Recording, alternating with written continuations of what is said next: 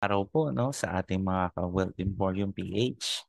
Ngayong araw po, ngayong video, ipapakita natin kung paano gamitin ang tinatawag na dashboard or yung account po natin sa Wealth Emporium. Okay po? So una po sa ating computer or sa ating cellphone, i-click po natin ang Google Chrome. Pagka-click po natin ang Google Chrome, lalabas po ito sa address bar dito sa may taas. Itatype po natin ang wealthemporiumph.com. Ayan po, wealthemporiumph.com.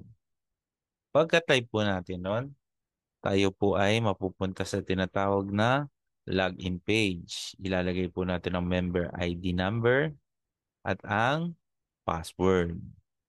Paano po ba nakakuha ng member ID number?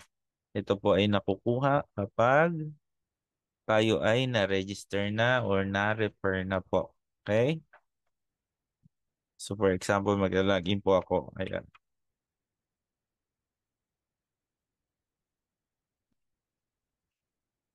Yan. So pagka-login po natin, tayo po ay mapupunta doon sa tinatawag na dashboard or yung ating account detail na nakalagay po dito, yung pangalan ng account, user ID, account status kapag active na po. Ayan.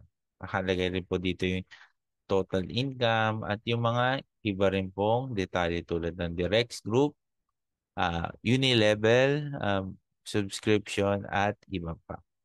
Okay po. So, importante malaman naman po, no? Kapag nandito na, paano po makikita yung tinatawag na referral link? Lalo na pag magre-refer po kayo ng iba, no? Pupunta po tayo dun sa tinatawag na group. Ayan. Ito may icon ng mga maraming tao. Click po natin yan. Pagka-click po natin yan, may lalabas po na tawag na enrollment link. Ayan.